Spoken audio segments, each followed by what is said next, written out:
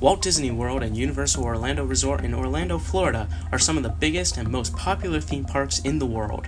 They both are vacation destinations to millions of people every year and boast tens of attractions and entertainment options. Today, we are going to discuss some of those entertainment options and count down the top 10 ways Walt Disney World and Universal Orlando Resort have shifted from analog to digital entertainment. Number 10. The Enchanted Tiki Room was the first attraction at Walt Disney World to include audio animatronics when it debuted in 1971. This revolutionary technological breakthrough allowed for a more immersive experience, as guests were surrounded by realistic singing birds. Since then, audio animatronics have become a staple of Disney attractions, though the technology inside them and the way they are used has changed over the years. One of the newest animatronics to be added to a Walt Disney World attraction is the Shaman at the end of the Na'vi River Journey ride in Animal Kingdom. This animatronic uses much more sophisticated mechanical components and software to seem more fluid and lifelike compared to the Tiki Room's birds, which more or less just pivot their heads and open their beaks. This shift from basic to advanced audio animatronics demonstrates Disney's desire to shift to a more digital style of entertainment, while still pleasing people who like the older animatronics in attractions. Thus, Disney is able to advance their technology but keep the cultural aspect of their entertainment relatively static. Number 9. Located in Adventureland at Walt Disney World's Magic Kingdom, the Swiss Family Treehouse was an opening day attraction in 1971. It provided guests the ability to walk through a treehouse fashioned after the one in the Swiss Family Robinson movie. This static attraction has no interaction with guests, but at the time of its opening was incredible in its ability to immerse guests in the world of the film. Over at Universal Orlando Resort's Islands of Adventure, Poseidon's Fury is another walk-through style attraction that follows the storyline of reclaiming Poseidon's trident to save the world from an evil sorcerer. The difference between these two attractions lies in their use of technology to entertain guests. While the Swiss Family Treehouse has no interaction and features only static sets, Poseidon's Fury includes interactive sets with a cast member acting as your guide. It even includes a tunnel with water jetting around and over guests' heads. In the end, Poseidon's Fury is able to entertain guests better due to its use of immersive technology. The Swiss Family Treehouse, however, has none of this immersive technology, which often leads it to having little to no people going through the attraction. Number 8. When Test Track opened in Epcot in 1999, it broke several records when it comes to Walt Disney World attractions. It was, and still is, the fastest Disney attraction in the world, topping out at 65 miles per hour, faster than even the Rock and Roller Coaster Launch Coaster at Hollywood Studios. Test Track also holds the record for the longest Disney ride in terms of distance at 5,246 feet long. The original version of Test Track, sponsored by General Motors, had guests enter the world of vehicle testing at a mock proving grounds. The ride queue featured crash test dummies, test vehicles, both intact and crashed, pieces of testing equipment, and an informational video on vehicle testing. Guests would then enter the pre-show, where they would be informed that they would become the test dummies and get to ride in a new General Motors vehicle as it went through the proving ground. Guests would then load into the vehicles and be taken through such tests as braking with ABS off and on, extreme environments such as heat, cold, and corrosion, a hill handling test, and finally the head-on collision test. Except this collision test was actually a disguised speed test, as at the last second, doors would open, allowing the ride vehicle to accelerate up to 65 miles per hour on the outside track. In 2012, Test Track was reopened with new theming and now sponsored by Chevrolet. This new version had guests become vehicle designers rather than testers to fit with the more forward-thinking theming of Epcot's Future World.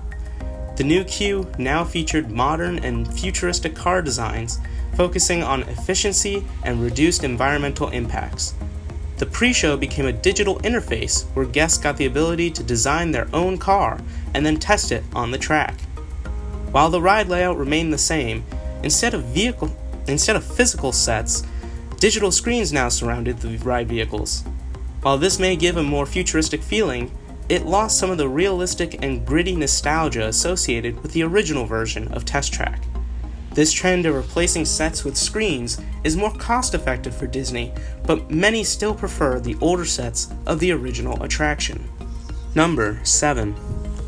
Located in Universal Orlando Resort's Universal Studios and Islands of Adventure respectively, Fast and Furious Supercharged and Skull Island Reign of Kong represent how the shift towards digital entertainment is not always a good thing for park guests.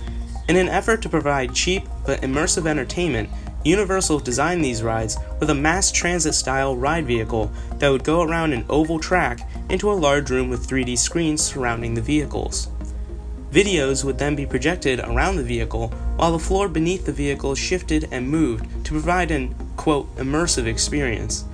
However, both of these rides have become relatively unpopular among guests as they seem to be not the right type of immersive experience and have somewhat exposed Universal's attempt to create a cheap attraction for guests.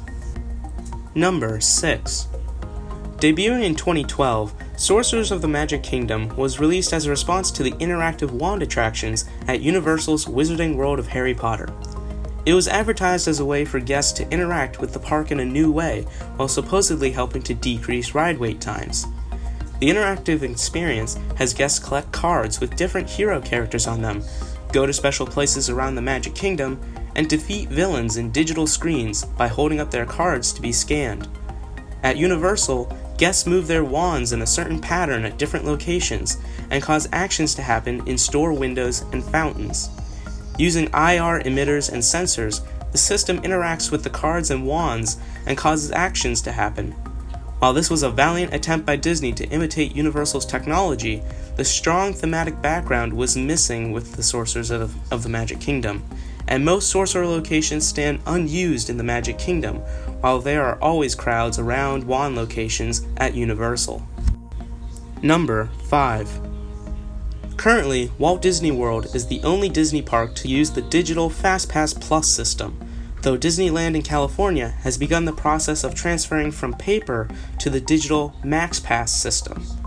This represents a great shift towards digital technology, as guests no longer need to go to FastPass-specific terminals in the parks and print passes, but rather can simply download an app and easily reserve different times on different rides to skip the standby line, and can even modify their FastPass reservations on the fly. This is one example of how digital technology greatly improves guests' ability to customize their vacation experience, even while in the park. Number 4. Walt Disney World has seen a revolution in terms of transportation within the past few years. Shifting from the older bus system, the property now offers new buses with Wi-Fi and USB charging outlets, the extremely efficient monorail system, the boat and ferry system, minivans which are reservable via the Lyft app, and the all-new Disney Skyliner gondola system to its guests. This constant focus on modernizing and improving transportation options give guests way more options on how to quickly and conveniently move between resort hotels, parks, and shopping areas. The recently opened Skyliner system in particular provides incredible mass transit between 2 parks and 4 resort hotels, and boasts an impressive transport rate of 4,500 guests per hour at maximum capacity. Number 3. Projection mapping is easily becoming one of the more popular ways Disney has modernized shows and entertainment at Walt Disney World. Such shows as A Frozen Holiday Wish in the Magic Kingdom, Jingle Bell Jingle Bam in Hollywood Studios, and Tree of Life Awakenings in Animal Kingdom all utilize projection mapping. This technology has Imagineers digitally map a certain object in order to project 3D images onto its surface. Currently, such structures include Cinderella's Castle, the Chinese Theater, the Tower of Terror, and the Tree of Life. Projection mapping technology has allowed Disney to provide a more immersive entertainment experience to its guests through advanced projection effects that seemingly bring these static structures to life. Number 2. Large-scale 360-degree shows are an integral part of Walt Disney World entertainment, and with recent technological shifts from analog to digital components, they are becoming increasingly grandiose and immersive. Some of the best examples of this shift are from Illumination's Reflections of Earth to Epcot Forever in Epcot, and the Rivers of Light show in Animal Kingdom, as each show utilizes different technologies. Illuminations: Reflections of Earth debuted in 1999 to celebrate the new millennium, and featured extensive use of pyrotechnics in the form of flamethrowers and fireworks, along with lasers, which became easily visible during the show due to the fireworks smokescreen. This show was a fan favorite, and when it was announced that Illuminations would end in 2019 to be replaced by Epcot Forever, many were skeptical that the new show could fill Illuminations' shoes. The new show, Epcot Forever, also puts a large emphasis on pyrotechnics, with many different fireworks and flamethrowers, but also uses newer laser and projection technologies along with the fan favorite flaming kites that are towed around the World Showcase Lagoon. Over in Animal Kingdom, Rivers of Light focuses heavily on light projection and water fountains with themed barges for its entertainment. Using large water cannons, a mist projection screen is created in the background, allowing for image projections to be made to support the show created by the animal, flower, and boat-themed light barges in the water. All three shows use technology in different ways and show how Disney has fully embraced digital technology into its entertainment. Number 1. Arguably the most important and biggest shift in technology towards digital technology that Walt Disney World has ever undergone is the introduction and widespread use of Magic Bands. This simple device allows guests to link their park tickets, resort hotel reservations, fast passes, dining reservations, and credit card all into a small wearable RFID unit. Oh, and did I mention it comes in different colors and designs? This single device allows for massive customization of guest experience, as guests no longer need to carry park tickets or hotel room keys around with them. And when they get to the park, all they have to do is tap the band on a scanner and gain instant access to the park and FastPass lines. But the real magic is revealed when you look at Magic Bands from Disney's point of view.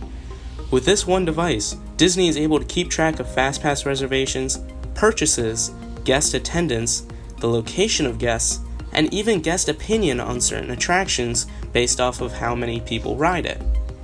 Such data can be compiled and analyzed to allow Disney to know when high and low seasons are at the parks, what merchandise and food items are most popular, what rides get the most FastPass reservations, and which of the parks are the most popular. Though this data collection and analyzation may seem creepy to some guests, from a technological point of view, the Magic Bands are a marvel that show the potential in digital technology at modern-day theme parks. Well, there you have it. This has been the top 10 ways that Walt Disney World and Universal Orlando Resort have shifted from analog to digital entertainment and customer service. If you liked this video, please hit the like button and leave a comment down below. All credit for the video clips go to their original owners and are all linked down below in the description. Have a great day!